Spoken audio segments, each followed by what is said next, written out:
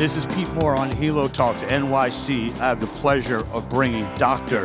Bechara Saab to the podcast and to the Halo sector. This, I feel, is going to potentially blow you away. Will be one of our top 5 podcasts in 2023. No pressure, but we're going to talk about solving mental illness through technology, which seems to be something that could not be done, and you are now doing it. So welcome to your first Halo Talks. Thanks so much, Pete. Pleasure to be here. Awesome. So as I was reading through your company and looking at what you guys are trying to solve and how you're going about it, I got really energized because it seems everyone has a phone and a camera. Uh-huh. You guys are actually using that technology not to create albums and collages with music behind it, but actually to diagnose stress, diagnose mental illness, diagnose probably a litany of other things that are behind the curtain. So talk about your background, probably the most qualified person ever on Halo Talk. So I'll give you that accolade to start, but fire away the short version.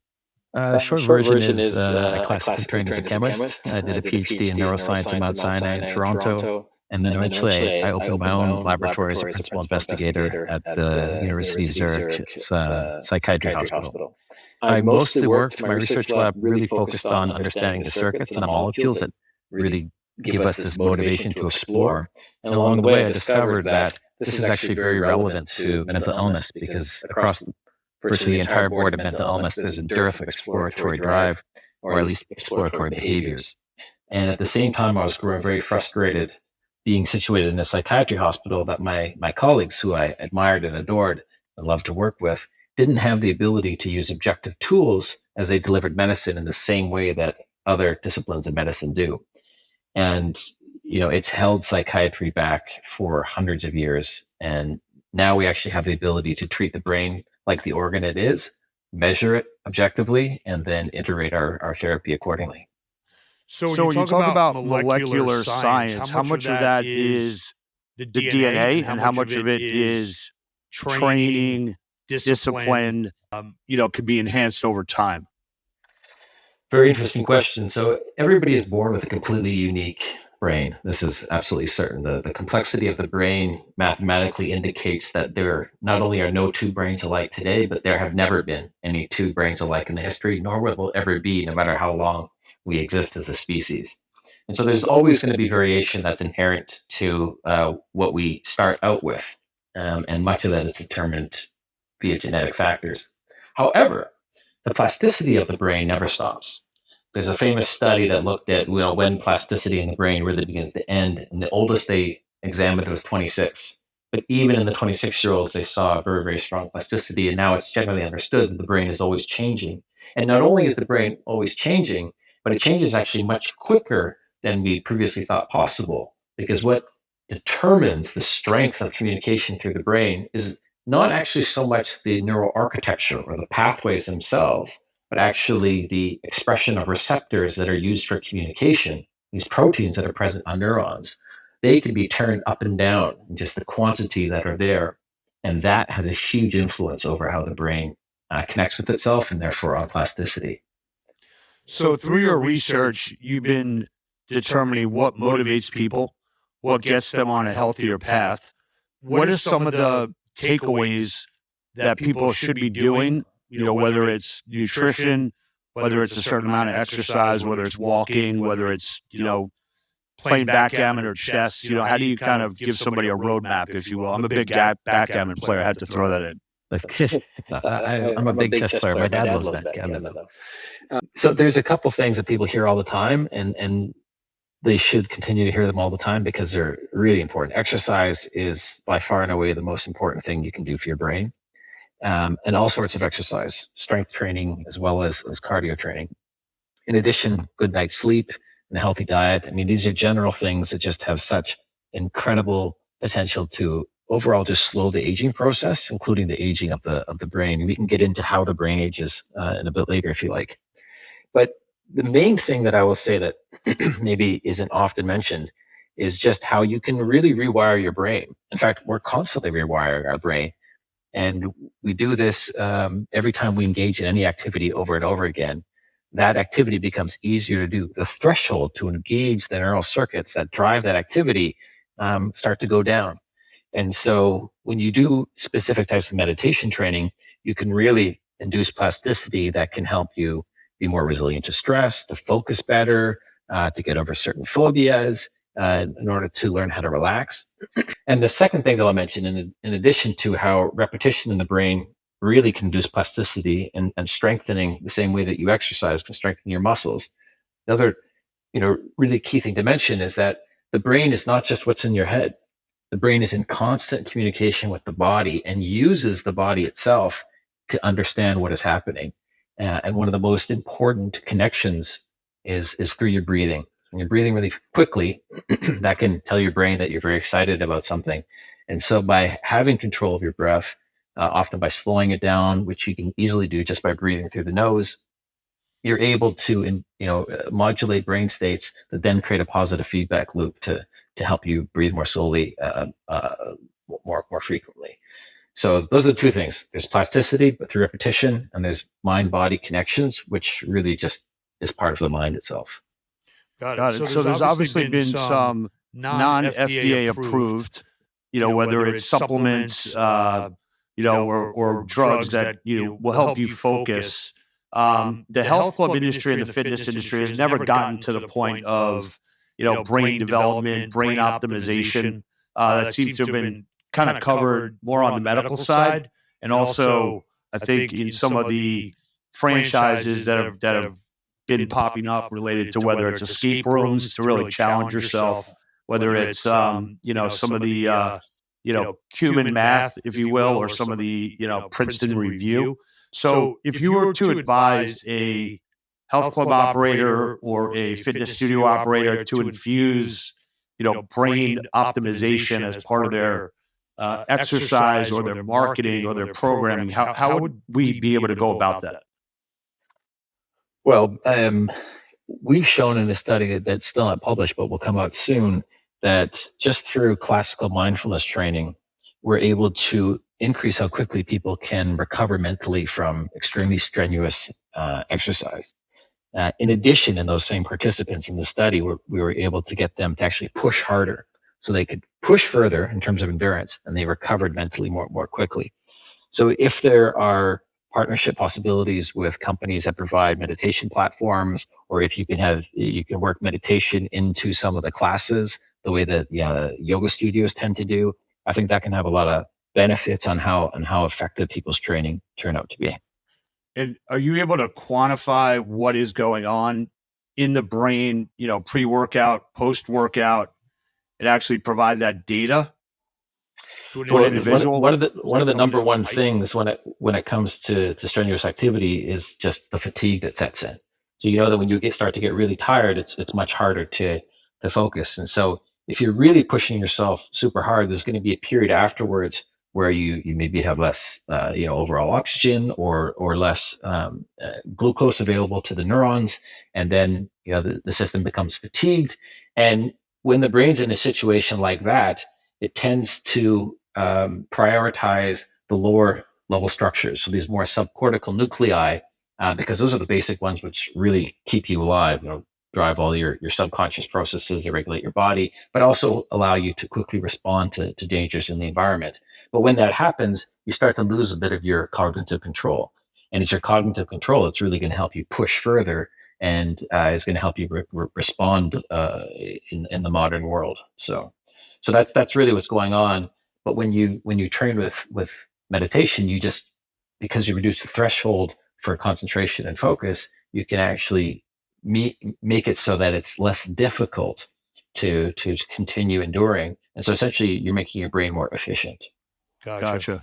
Now you talk about mental illness, and there's 800 million people affected worldwide. Talk about how you're using the camera on a phone to diagnose mental illness, and how that technology is either already built in or you've layered some additional technology on top of it. Yeah, this is some really interesting work that we've done, and I must say that I was not a real believer in the power of artificial intelligence when we started on this journey. But it turns out that We've now been able to build a neural network that can take some biomarkers extracted through computer vision as we image the face. So we use the front-facing camera on the phone. We first identify the human face, then we start extracting out biomarkers in real time. So we don't even have to store the videos or transfer them anywhere. And then these biomarkers are then sent to a cloud where a neural network does its computation. And we trained this neural network on a large series of data where we actually know the amount of time that people have spent in contemplative practice. And then by restricting the neural network in order to analyze those data from people who are meditating a lot and therefore able to give us accurate self-assessments, we were then able to use the biomarkers to objectively predict somebody's level of stress. That's what we've done so far.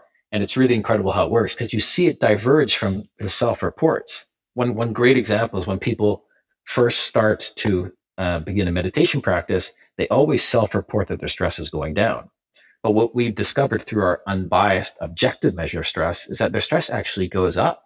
And that's much more typical because meditation is hard when you first get into it. You shouldn't really be expecting your stress to go down, but because of what's in the zeitgeist, everybody does expect it to go down and they've reported as such. But that's just an expectation bias is what we call it. But the computer picks up on that and it shows the difference. And because it's unbiased and because it doesn't have these subjective setbacks, we're much more able to then identify what specific forms of meditation or psychotherapy are effective for each individual. And then we can predict what forms of therapy will work with them. And it only takes 2 to 3 weeks before we're able to make those accurate predictions. I mean, if you think about, health insurance companies to get ahead of this and actually pay for meditation classes, pay for yoga classes, that's, the golden goose, I think, for bricks and mortar providers to have people realize that exercise is not optional. Yoga is not only for people that, are yogis. Meditation is not something that you should do on an app for 5 minutes if you have time. If you could quantify that, then I think you get the capital and the revenue opportunity behind it to show, hey, look, this is actually what's going on. I feel like that's the part that's been missing in our industry of saying, like, I'll quantify it for them. So the great thing, and the reason why we're really so focused on integrating into the healthcare ecosystem is because precisely of that reason. If we have a objective way to indicate how this is impacting people's mental well-being, well, then it's something that can be paid for. And because it's unbiased and it can't be skewed by some subjective reports, like you can't just go into the doctor's office and say, oh, I feel bad. No. We're going to find out how you feel by measuring you. So there's all sorts of weird, philosophical and ethical questions surrounding this. But at the end of the day, nobody, goes in and lies about their blood sugar level or, their heart function or how big their tumor is. They rely on the tests that are done in order to measure that stuff. And I think we really need to treat the brain that way before we start getting this stuff paid for in a meaningful manner. So explain to the layman here, including myself, when you're looking at biomarkers, is this like an augmented facial recognition? Do I have some, something with my eyes are dilating, or I've got, it looks like I haven't slept. What are some of the biomarkers, just so we understand how there's a plethora of information in the face. Now, that when you look at somebody, you can get an idea for how they're feeling. You can generally tell if they're feeling blue, if they're feeling super stressed, just by looking at their face. And that tells us something. That tells us that there's information in a person's face that is interpreted by our brains and gives us a signal. So if our brains are able to do that, then why can't we train a computer to do the same thing? And the approach that we've taken at Mobile Interactive is we look at how does the human brain analyze another human's face. We extract out those particular data, and then we use them to train neural networks to essentially do the same thing that some part of our vagal system and cortex is doing. Now, the types of biomarkers that are there, you're absolutely right. You can get microexpressions, particularly around the eyes, very, very important. The human brain doesn't really care what's going on with the mouth or other regions of the face when it comes to judging how people feel. And we also look at some things that we're probably not picking up on with our eyes, such as the heart rate and heart rate variability. And we can get this out through color changes in the face because as your heart beats, your arteries will dilate and contract in synchrony. All this information is available within the face itself and can be leveraged to train neural networks to objectively, unbiasedly quantify mental states. So obviously there could be some bad actors in that area. I'm only going to hire people that, score very high on the ability to manage stress and the ability to be optimized at all times. I think over the last 5 years, mental health has definitely been at the forefront and accepted. When I was growing up, going to a therapist was, only one of my cousins went to that. He was a little bit off the wall. So if you have to go to therapy, that was a worst case scenario for you. Now it's obviously become mainstream. Do you see companies like, I think there's like, is it Better Health, or there's like 4 or 5 mental health coaching apps that are out there? Are they coming at this from a counseling or, advice standpoint, or are they coming at it from the medical and clinical side like you guys are? There's two types. I mean, some of them are more just focused on a B2C play, so really going after the consumer themselves and offering them something that may be of comfort, and people decide with their pocketbooks as to whether or not it's useful for them. And then there are companies that mostly are pairing patients with psychiatrists remotely as a way to help scale the ability to deliver therapy. And then there's companies like ours, which is really focused on highly scalable solutions, on demand, asynchronous, no medical professional that's involved after the initial recommendation or prescription. So from a standpoint of your company, Bobia, are you trying to become basically, the industry standard or the testing platform? Yeah, so we have a base platform which itself is not regulated. That's used for remote patient monitoring, and it's used as a patient support tool and to give some data back to clinicians so they can take better care of their patients and more quickly come to decisions because they have access to the subjective data that they may not be able to extract out of a patient in such high resolution or ever really. And from that platform, we then have a series of interventions that are for very specific medical conditions. We have something for kids with traumatic brain injury, we have something for cancer survivors, we have something for postpartum depression. And these are clinically validated step-by-step programs that contain a lot of psychoeducation relevant for the particular medical condition. And we target certain types of therapy in order to induce the types of neuroplasticity that will result in healing for that particular medical condition. And those are released only after a prescription, and they need to be FDA cleared, and we're going for reimbursement for these from the public and private payers. So I want to shift over to a new acronym. We use HALO. You've got now SAMD, software as a medical device. Why don't you explain that to everybody listening here?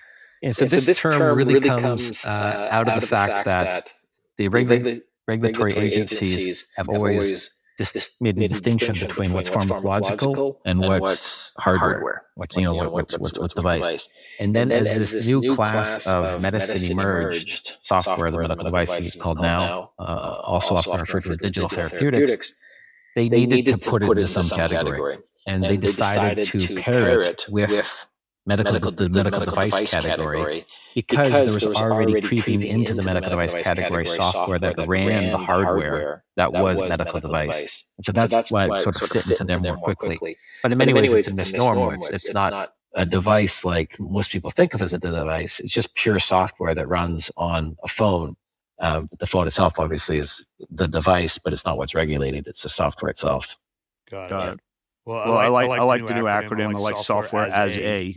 So you filled in the blank. I don't know. It's ad libs. I think was the name of that. Yeah, it's good.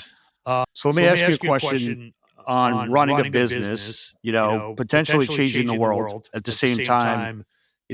Talking to investors. I'm assuming about funding this and what the revenue model is and how much you could potentially earn by also changing the world. So how do you think about that as an entrepreneur, and how do you kind of manage through investor presentations where they might say you're not charging enough, and you say, well, I'm changing the planet. Is that enough for you to get involved? Yeah, it's interesting.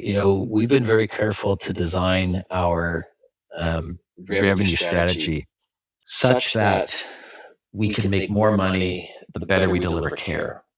And so, really trying to design the structure of the entire business to work better and to be more successful when people are healthier. That's a tough thing to do. Healthcare should really be called sick care because we're actually getting paid when people are sick. And the more people are sick, the more money that is made in the industry. And that's something that I think we can help shift. And there's a lot of people that want this to shift, right? From the governments, to the patients themselves, to the healthcare people operating in the healthcare sector.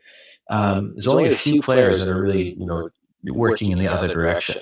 So I think, it will happen eventually, and we're happy to be a part of that driving force. And just talk a little bit about your company, the size of it, where you've got personnel located, some of the research that you're doing, what's in Yeah, we're a approval pretty regulatory global processes. team. So we've got, I think, 14 people full time at the company, and then we've got another 60 or 70 clinical psychologists, psychiatrists, meditation guides from around the world that work with us.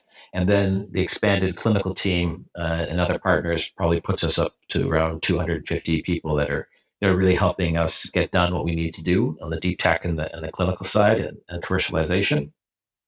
Our headquarters are in Singapore. There's some strategic reasons for this because we really see Southeast Asia as being a digital gold mine, for lack of a better term, in the near future. But most of our traction is actually in North America. So we've signed deals with some major hospitals and telehealth providers in the States and in Canada. And we're really just kind of getting started in Asia on the commercial front. That's great. And have you got outside funding or is it internal? Yeah, we've raised a little over 3 million so far, so still quite early days. And we have another open round right now that we're trying to close over the next few months. And we've got some really great investors. You were asking earlier about the conversations we have. This kind of I group my investors in two categories. There's ones that know science and the ones that don't. And the conversations I have with them are very different because when you don't know the science, it's really hard. It's really hard to truly appreciate the technical aspects of what we're doing, in addition to why it's so hard, why it hasn't been done before, why it's different from other companies. And when you don't know the science, then we really got to focus on other aspects like the go-to-market strategy, the financials, the upside, the traction that we have, et cetera. And so that's how we have to differentiate those conversations.